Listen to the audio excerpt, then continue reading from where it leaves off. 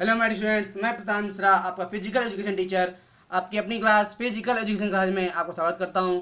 हम लोग पढ़ रहे थे unit 7 physiology and injuries in sports. Last day हम लोगों ने पढ़ा था effect of exercise on cardiovascular system. आज का टॉपिक है हमारा effect of exercise on respiratory system, that mean श्वसन प्रणाली पर व्यायाम का प्रभाव क्या है। ठीक है, आइए देखते हैं आज का टॉपिक। बहुत ही छोटा सा टॉपिक है आज का। फर्स्ट हम लोग देखेंगे रिस्पिरेशन क्या है, क्योंकि हम लोग पहले श्वसन के बारे में जानेंगे कि श्वसन क्या है, उसके बाद हम लोग श्वसन प्रणाली के बारे में इंफॉर्मेशन कलेक्ट करेंगे।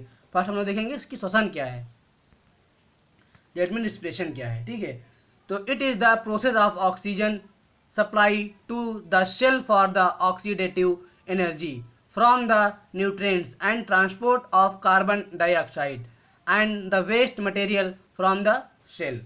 दैट मीन श्वसन क्या है, यह कार्बन डाइऑक्साइड के पोषक तत्वों और परिवहन और कोशिका में अपशिष्ट पदार्थों में ऑक्सीडाइरेक्टिव ऊर्जा के लिए कोशिका को ऑक्सीजन की आपूर्ति की प्रक्रिया होती है। क्या इसको हम लोग क्या कहते हैं, श्वसन कहते हैं या रिस्पिरेशन कहते हैं।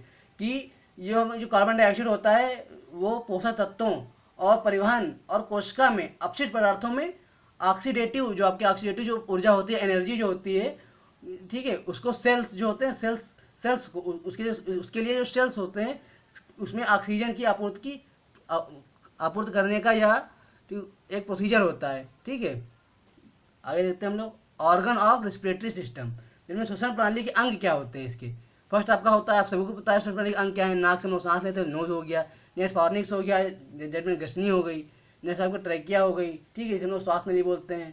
नेक्स्ट आपका ब्रोंची हो गई, जिसे हम लोग ब्रंकाई कहते हैं। ठीक है, नेक्स्ट आपका ब्रोंकियल्स हो गई, ठीक है, ब्रोंक्यूल्स हो गई, और लास्ट आपका लंग्स हो गए, जिसे हम लोग फेफड़े बोलते हैं। ठीक है, आइए देखते हैं हम लोग रेस्पिरेटरी सिस्टम क्या है, दैट मीन श्वसन प्रणाली क्या है। Respiratory system is a mechanism to take oxygen inside and throw away carbon dioxide.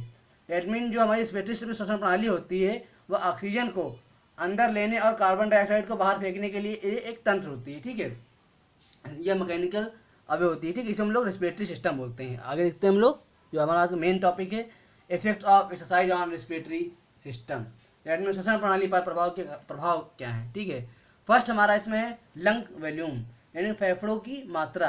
Lungs हमारे क्या होते हैं, फेफड़े की मात्रा क्या है। Lungs volume with endurance training, lungs volume and lung capacity increases. Vital capacity which is maximal volume of air forcefully expelled is increase after endurance. That mean जो हमारी जो फेफड़ों की मात्रा है वो इंड्योरेंस का प्रशिक्षण और फेफड़ों की मात्रा और फेफड़ों की क्षमता के साथ फेफड़ों की मात्रा बढ़ जाती है। ठीक है, जो इंड्योरेंस होता है उसके साथ फेफड़ों की मात्रा और फेफड़ों की क्षमता जो है वो बढ़ जाती है। ठीक है, फेफड़ों की मात्रा जो है बढ़ जाती है, और महत्वपूर्ण क्षमता जो होती है जो कि निष्कासित होने के लिए के बाद बलपूर्वक निष्कासित वायु की अधिकतम मात्रा होती है, जिसे हम लोग लंग्स वॉल्यूम कहते हैं। ठीक है, नेक्स्ट हमारी हेडिंग है ब्रीथिंग फ्रीक्वेंसी, यानी श्वास की आवृत्ति क्या है। ठीक है, breathing frequency is the number of breath per minute after training. Breathing frequency और रेस्पिरेटरी रेट इज डिक्रीज।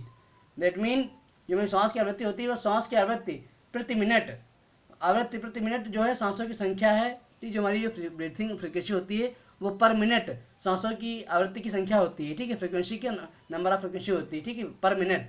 ठीक है, और उसके बाद क्या होता है उसमें, इसके बाद होता यह है कि जो हमारी सांसें होती हैं वो प्रशिक्षण के बाद, हम लोग कोई भी वर्क कर रहे हैं या भी एक्सरसाइज कर रहे हैं, उसके बाद ये सांस लेने की आवृत्ति होती है वो कम हो जाती है, क्योंकि हम लोग की जो सांसें होती है वो टूटने लगती है। हम लोग रनिंग कर रहे हैं, हम लोग रनिंग कर रहे हैं, रनिंग करने के बाद पहले हम लोग सांस ले रहे हैं कंटिन्यू बराबर अच्छे से हल्के से चल रहे हैं, रनिंग करते आते हैं तो हम लोग हफने लगते हैं। ठीक है, तो हमारी सांसें जो होती है वो उनके दर्द जो होते हैं जो दर्द होती है वो घटने लगती है। इसी को हम लोग कहते हैं ब्रीथिंग फ्रीक्वेंसी, जिसे हम लोग हिंदी में क्या कहते हैं, श्वास की आवृत्ति। नेक्स्ट हमारा है टाइडल वॉल्यूम। ठीक है, जिनमें ज्वारीय आयतन, यह आपका बहुत ही बड़ी इंपॉर्टेंट पॉइंट है। ठीक है, अच्छे समझिएगा आप लोग। Tidal volume which is the amount of air inspired और expired per breath is also increase as a result of endurance training. यानी जो हमारा ज्वारीय आयतन होता है, जो टाइडल वॉल्यूम होता है, ठीक है, जो कि सांस से प्रेरित या समाप्त होने वाली वायु की मात्रा होती है। ठीक है, जो सांस से हमारी प्रेरित होती है और समाप्त होने वाली वायु की मात्रा होती है। ठीक है, और इंड्योरेंस की मात्रा होती है, ठीक है, और इंड्योरेंस प्रशिक्षण के परिणाम स्वरूप भी बढ़ जाती है, ठीक है। ये प्रशिक्षण के परिणाम स्वरूप ये है जो है बढ़ जाती है इसकी क्षमता, ठीक है, जिसकी धीरे शक्ति होती है, सहनशीलता की शक्ति होती है, यह बढ़ जाती है प्रयास के बाद। नेक्स्ट हमारा है पल्मोनरी डिफ्यूजन, ठीक है, pulmonary diffusion. Pulmonary diffusion is the exchange of gases taking place in the alveoli, जिसे हम लोग बोलते हैं small air sacs in our lungs, ठीक है। पल्मोनरी डिफ्यूजन अल्वेली जिसे हम लोग कहते हैं हमारे फेफड़ों में जो छोटी हवा की थैली होती है, इसे हम लोग क्या बोलते हैं, अल्वेली, ठीक है, एल्वेली, ठीक है। में इसमें जो हमारे फेफड़ों में छोटी थैली हवा की थैली होती है, उसमें होने वाले गैसों का आदान प्रदान, इसे ही हम लोग पल्मोनरी डिफ्यूजन कहते हैं, ठीक है। नेक्स्ट लास्ट टॉपिक हमारा है इसमें, लास्ट पॉइंट हमारा जो इसमें है वो है मैक्सिमम मिनट वेंटिलेशन।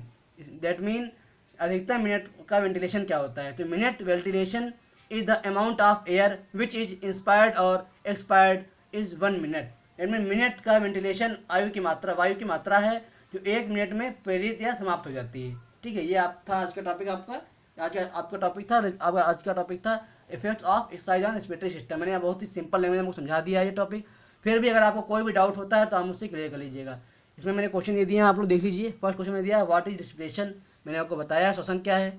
नेक्स्ट है what do you mean by respiratory system, श्वसन प्रणाली क्या है, इसके बारे में भी मैंने आपको बताया है। नेक्स्ट क्वेश्चन है व्हाट इज टेडाइल वॉल्यूम, इसमें मैंने आपको स्पेशली क्वेश्चन दे दिया है क्योंकि इंपॉर्टेंट पॉइंट है। और लास्ट है इसमें what is the effect of respiratory system, ठीक है, ये आपको थोड़ा सा एक्सप्लेन कर देना है। और कोई भी डाउट किसी भी टॉपिक में तो आप मुझसे क्लियर कर लीजिएगा, क्योंकि मैं तो आप बैठा हुआ हूँ आपको अच्छे से समझाने के लिए। मैं रेगुलर बोल रहा हूँ कि समझ के लिखिए, ठीक है। बहुत लोग PDF डाउनलोड करके वर्ड कंप्लीट कर लेते हैं, बट ऐसा मत करिए।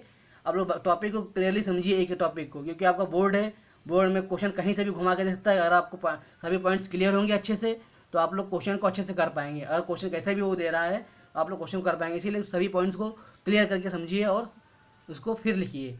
अगर कोई डाउट है अगर कहीं भी तो आप मुझसे पूछ लीजिएगा। Okay, thank you.